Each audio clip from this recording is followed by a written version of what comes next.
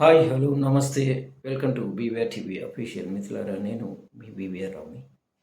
హ్మ్, కాగ్ ఒక నివేదిక విడుదల చేసింది. చాలా ఆందోళనకరంగా ఉంది. ఏంటంటే, ఇండియాలో ప్రతి రైల్వే స్టేషన్‌లో కలుషితమైన నీరు ఉంటుందట, తాగునీరు.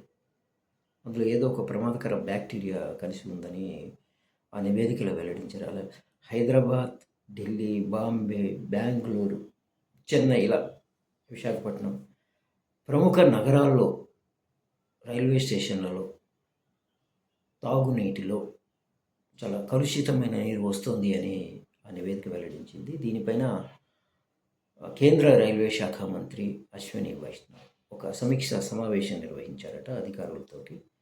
సో వీటన్నిటికీ చెక్ పెట్టాలి. సో మంచి నీళ్లు అందించాలి, ఆరోగ్యకరమైన నీళ్లు. సో ఏమిటంటే అసలు ఏంటి మెయింటెనెన్స్ అర్థం కాదు.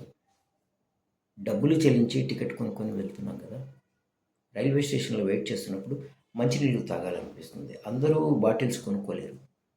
కొంతమంది ఆ నల్ల దగ్గర నీళ్లు పట్టుకుంటారు. అందులో బ్యాక్టీరియా, అంటే ప్రమాదకరమైన బ్యాక్టీరియా ఉండడం ఏంటి? అనారోగ్యం పాలు కావడం ఏంటి? ఇది అవమానకరంగా లేదా డిపార్ట్మెంట్కి, కేంద్ర ప్రభుత్వానికి? వందే భారత్లని, వందే భారత్ స్లీపర్లని, అత్యంత వేగవంతమైన రైళ్ళని, సూపర్ ఫాస్ట్లని అవన్నీ ఇవన్నీ వస్తున్నారు.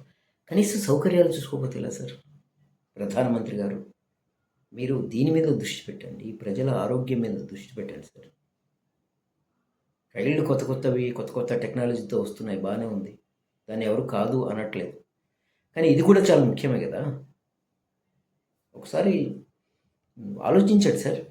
ఒకసారి సమీక్ష చేయండి అధికారులతో, అసలు ఏం జరుగుతుంది డిపార్ట్మెంట్లో అన్నది కనుక్కోండి సార్, ప్లీజ్.